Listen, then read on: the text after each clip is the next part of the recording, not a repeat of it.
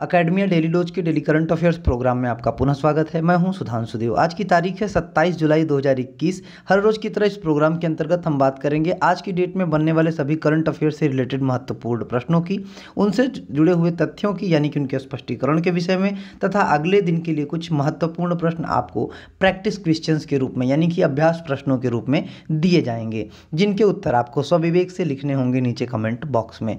तो आइए चर्चा करते हैं आज के करंट अफेयर से रिलेटेड महत्वपूर्ण प्रश्नों की। लेकिन सबसे पहले बात कर लेते हैं उन अभ्यास प्रश्नों के समाधान की जो कि आपको लास्ट वीडियो में दिए गए थे, जिनमें से पहला प्रश्न था एडीबी ने अपने एशियाई विकास आउटलुक यानी कि एडीओ अनुपूरक में इस वित्त वर्ष के लिए भारत के आर्थिक विकास के अनुमान को अप्रैल में 11% से कम कर दिया है, जिनमें से विकल्प ए है 10%, बी है 15%, सी है 21% तथा विकल्प डी है 20%। प्रश्न को दोबारा से सुन लें। एडीबी ने अपने एशियाई विकास आउटलुक यानी कि एडीओ अनुपूरक में इस वित्त वर्ष के लिए भारत के आर्थिक विकास के अनुमान को अप्रैल में 11% से कम कर दिया है। विकल्प ए है 10%, बी है 15%, सी है 21% तथा विकल्प डी है 20%। तो इनमें से विकल्प ए यानी कि 10% बिल्कुल सही जवाब है। बात करें उत्तर के स्पष्टीकरण की, तो एडीबी ने अपने एशियन डेवलपमेंट आउटलुक यानी कि एडीओ सप्लीमेंट में इस वित्त वर्ष के लिए भारत के आर्थिक विकास के अनुमान को अप्रैल के 11% से घटाकर 10% कर दिया है।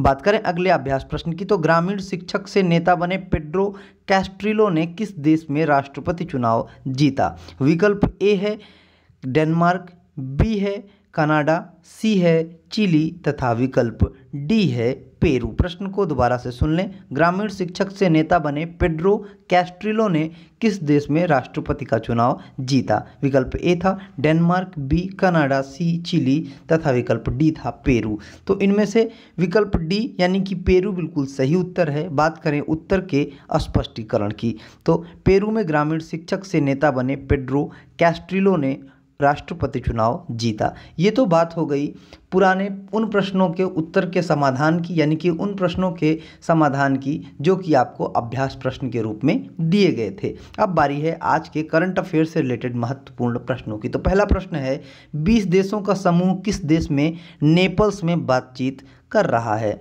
विकल्प ए है नेपाल, बी है इटली, सी है जापान तथा विकल्प डी है भारत। प्रश्न को दोबारा से सुन लें। 20 देशों का समूह किस देश में नेपल्स में बातचीत कर रहा है? विकल्प ए है नेपाल, बी है इटली, सी है जापान तथा विकल्प डी है भारत। जी हाँ, इनमें से विकल्प बी इटली बिल्कुल सही उत्तर है। बात करें उत्तर के स्पष्टीकरण की, तो 22 और 23 जुलाई 2021 को रूस और संयुक्त राज्य अमेरिका में जंगल की आग और पश्चिमी यूरोप के विनाशकारी हिस्सों में भयंकर बाढ़ के साथ 20 देशों को समूह के ऊर्जा और पर्यावरण मंत्री इटली के नेपल्स में बातचीत कर रहे हैं।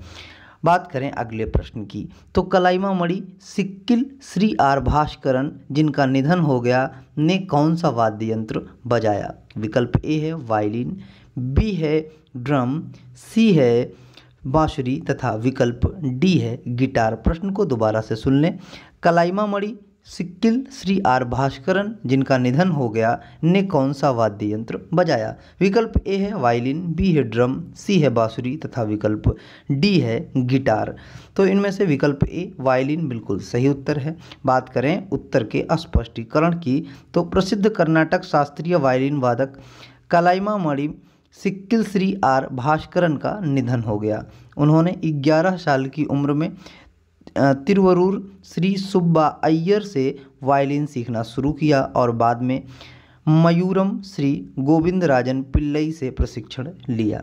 अगले प्रश्न की बात करें, तो the stranger in the mirror किस फिल्म निर्माता की आत्मकथा है? विकल्प ए है अनुराग बसु, बी है राकेश ओम प्रकाश मेहरा, सी है करण जौहर तथा विकल्प डी है फराह खान। प्रश्न को दोबारा से सुन लें। The stranger in the mirror किस फिल्म निर्माता की आत्मकथा है? विकल्प ए है अनुराग बसु, बी है राकेश ओम प्रकाश मेहरा, सी है करण जौहर तथा विकल्प डी है फराह खान। आइए इनमें से विकल्प बी राकेश ओम प्रकाश मेहरा बिल्कुल सही उत्तर है। बात करें उत्तर के स्पष्टीकरण की तो फिल्म निर्माता राकेश ओम प्रकाश मेहरा ने अपनी आत्मकथा the stranger in the mirror की घोषणा की है। उन्होंने प्रसिद्ध लेखिका रीता राममूर्ति गुप्ता के साथ पुस्तक का सहलेखन किया। अगला प्रश्न है bank with the soul Equitas नामक पुस्तक के लेखक कौन हैं? विकल्प ए है सी के गैरयाली, बी है दिवाकर प्रसाद, सी है GH पटेल तथा विकल्प डी है रघुराम राजन। प्रश्न को दोबारा से सुन लें। बैंक विद सोल इक्विटास नामक पुस्तक के लेखक कौन हैं? विकल्प ए है सी के गैरयाली, बी है दिवाकर प्रसाद, सी है GH पटेल तथा विकल्प डी है रघुराम राजन। जी हाँ, विकल्प ए सी के गैरयाली बिल्कुल सही उत्तर है। बात करें उत्तर के स्पष्टीकरण की तो RBI के पूर्व गवर्नर दुब्बुरी सुब्बाराय ने डॉक्टर सी के गैरयाली द्वारा लिखित एक पुस्तक bank with the soul Equitas का अनावरण किया है। अगला प्रश्न है रूबीना फ्रांसिस जिन्होंने पेरू में चल रहे पैरा स्पोर्ट्स कप में विश्व रिकॉर्ड बनाया किस राज्य से संबंधित हैं? विकल्प ए है मध्य प्रदेश, बी है असम, सी है केरल तथा विकल्प डी है हरियाणा। प्रश्न को दोबारा से सुन लें। रूबीना फ्रांसिस जिन्होंने पेरू में चल रहे पैरा स्पोर्ट्स कप में विश्व रिकॉर्ड बनाया है किस राज्य से संबंधित हैं? विकल्प ए है मध्य प्रदेश, बी है असम, सी है केरल तथा विकल्प डी है हरियाणा। इनमें से विकल्प ए मध्य प्रदेश बिल्कुल सही उत्तर है। बात करें उत्तर के स्पष्टीकरण की तो मध्य प्रदेश की निशानेबाज रूबीना फ्रांसिस ने पेरू में चल रहे पैरा स्पोर्ट्स कप में विश्व रिकॉर्ड बनाया है। बात करें अगले प्रश्न की तो किस देश का carrier strike group CSG 2021 Bengal की खाड़ी में समुद्री अभ्यास के लिए भारतीय नौसेना में शामिल हो गया है? विकल्प ए है USA, बी है यूनाइटेड किंगडम, सी है रूस तथा विकल्प डी है चीन। प्रश्न को दोबारा से सुन लें। किस देश का कैरियर स्ट्राइक ग्रुप यानी कि CSG 2021 बंगाल की खाड़ी में समुद्री अभ्यास के लिए भारतीय नौसेना में शामिल हो गया है? विकल्प ए है USA, बी है यूनाइटेड किंगडम, सी है रूस तथा विकल्प डी है चीन। जी हाँ, इनमें से विकल्प बी यूनाइटेड किंगडम बिल्कुल सही उत्तर है। बात करें उत्तर के स्पष्टीकरण की तो 22 जुलाई को यूनाइटेड किंगडम का कैरियर स्ट्राइक ग्रुप यानी कि CSG 2021 जिसका नेतृत्व HMS queen Elizabeth aircraft carrier कर रहा है 3 दिनों की अवधि के लिए बंगाल की खाड़ी में समुद्री अभ्यास के लिए भारतीय नौसेना में शामिल हो गया है। अगला प्रश्न है गिरा साराभाई जिनका हाल ही में निधन हो गया किस पेशे से संबंधित हैं?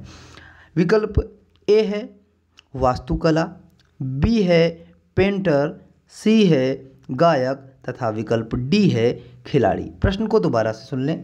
गिरा साराभाई जिनका हाल ही में निधन हो गया किस पेशे से संबंधित हैं? विकल्प ए है वास्तुकला, बी है पेंटर, सी है गायक तथा विकल्प डी है खिलाड़ी। इनमें से विकल्प ए वास्तुकला बिल्कुल सही उत्तर है। बात करें उत्तर के स्पष्टीकरण की तो नेशनल इंस्टीट्यूट ऑफ डिजाइन के सह संस्थापक गिरा साराभाई का निधन हो गया है। राष्ट्र में डिजाइन शिक्षा के अग्रदूत ने कई अन्य संस्थाओं की स्थापना में महत्वपूर्ण भूमिका निभाई है और कला और वास्तुकला के क्षेत्र में भी उल्लेखनीय योगदान दिया है। अगला प्रश्न है कौन सा राज्य एवियन इन्फ्लुएंजा यानी कि बर्ड फ्लू के पहले मानव मामले की महामारी विज्ञान जांच करेगा? विकल्प ए है उत्तर प्रदेश, बी है हरियाणा, सी है झारखंड तथा विकल्प डी है नई दिल्ली। प्रश्न को दोबारा से सुन लें। कौन सा राज्य एवियन इन्फ्लुएंजा यानी कि बर्ड फ्लू के पहले मानव मामले की महामारी विज्ञान जांच करेगा? विकल्प ए है उत्तर प्रदेश, बी है हरियाणा, सी है झारखंड तथा विकल्प डी है नई दिल्ली। इसमें से विकल्प बी हरियाणा बिल्कुल सही उत्तर है। बात करें उत्तर के स्पष्टीकरण की तो हरियाणा की IDSP राष्ट्रीय निगरानी इकाई एवियन इन्फ्लुएंजा यानी कि बर्ड फ्लू के पहले मानव मामले की महामारी विज्ञान जांच करेगी। अगला प्रश्न है कि असमानता रिपोर्ट 2021 भारत की असमान स्वास्थ्य देखभाल की कहानी किस संगठन द्वारा दी गई है? विकल्प ए है यूनेस्को, बी है ऑक्सफैम, सी है WEF तथा विकल्प डी है IMF। प्रश्न को दोबारा से सुन लें। असमानता रिपोर्ट 2021 भारत की असमान स्वास्थ्य देखभाल की कहानी किस संगठन द्वारा दी गई थी? विकल्प ए है यूनेस्को, बी है ऑक्सफैम, सी है WEF तथा विकल्प डी है IMF। इनमें से विकल्प बी ऑक्सफैम बिल्कुल सही उत्तर है। बात करें उत्तर के स्पष्टीकरण की तो ऑक्सफैम इंडिया की रिपोर्ट असमानता रिपोर्ट 2021 भारत की असमान स्वास्थ्य देखभाल कहानी से पता चलता है कि सार्वभौमिक स्वास्थ्य कवरेज यानी कि UHC की कमी के कारण सामाजिक आर्थिक असमानता स्वास्थ्य क्षेत्र में व्याप्त है और हाशिए पर है। अगला प्रश्न है, भारत सरकार ने हाल ही में किस कंपनी में अपनी हिस्सेदारी बेचने का फैसला किया है? विकल्प ए है RBI, बी है SBI, सी है सेबी तथा विकल्प डी है LIC। प्रश्न को दोबारा से सुन लें। भारत सरकार ने हाल ही में किस कंपनी में अपनी हिस्सेदारी बेचने का फैसला किया है? विकल्प ए है RBI, बी है SBI, सी है सेबी तथा विकल्प डी है LIC। इनमें से विकल्प डी LIC बिल्कुल सही उत्तर है। बात करें उत्तर के स्पष्टीकरण की तो सरकार ने फैसला किया है कि वह प्रारंभिक सार्वजनिक पेशकश के माध्यम से भारतीय जीवन बीमा निगम में 10% हिस्सेदारी नहीं बेच सकती है, बल्कि 5 या 6% बेचने का विकल्प चुन सकती है, जिसके बाद दूसरी सार्वजनिक पेशकश होगी।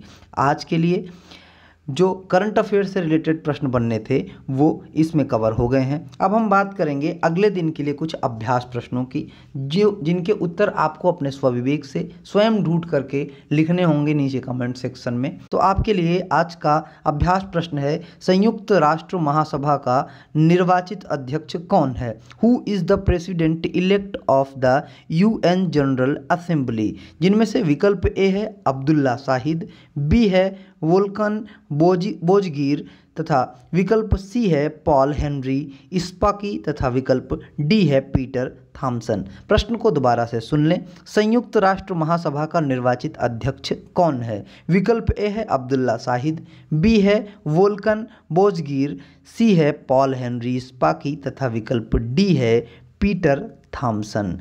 ये प्रश्न आपको अपने मन से करना है और उनके उत्तर नीचे कमेंट सेक्शन में ज़रूर लिखना है। आपको अभ्यास के लिए सिर्फ आज के लिए एक ही प्रश्न दिया जाएगा।